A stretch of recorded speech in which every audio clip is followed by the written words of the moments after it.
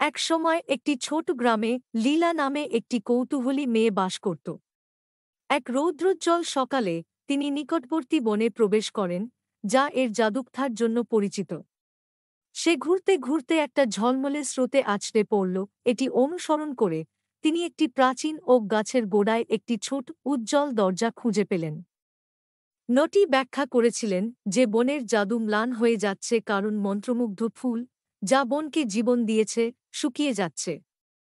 লীলা, সাহায্য করার জন্য দৃঢ়প্রতিজ্ঞ, ফুলটিকে পুনরুজ্জীবিত করার জন্য কিংবদন্তি গোল্ডেন ডিউড্রপ খুঁজে পেতে সম্মত হয়েছিল। নটি দ্বারা পরিচালিত, লীলা চকচকে নদী পার হয়ে রংধনু রঙের পাহাড়ে আরোহণ করেছিল। পথে তিনি একটি সদয়হৃদয় পেঁচা এবং একটি সাহসী ছোট শেয়ালের সাথে বন্ধুত্ব করেছিলেন। অনেক দুঃসাহসিক কাজ করার পরে অবশেষে তারা একটি স্ফটিক গুহায় লুকানো গোল্ডেন ডিউড্রপ খুঁজে পায়।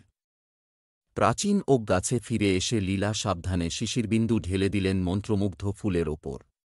অবিলম্বে জঙ্গল প্রাণবন্ত রঙে ফেটে গেল এবং জাদুটি পুনরুদ্ধার করা হয়েছিল।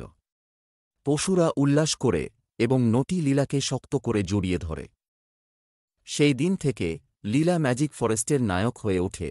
তার সাহসিকতা এবং দয়া সকলের মনে পড়ে, এবং যখনই সে পরিদর্শন করেছিল, বন তাকে উন্মুক্ত অস্ত্র দিয়ে স্বাগত জানায়, নতুন অ্যাডভেঞ্চারের জন্য প্রস্তুত।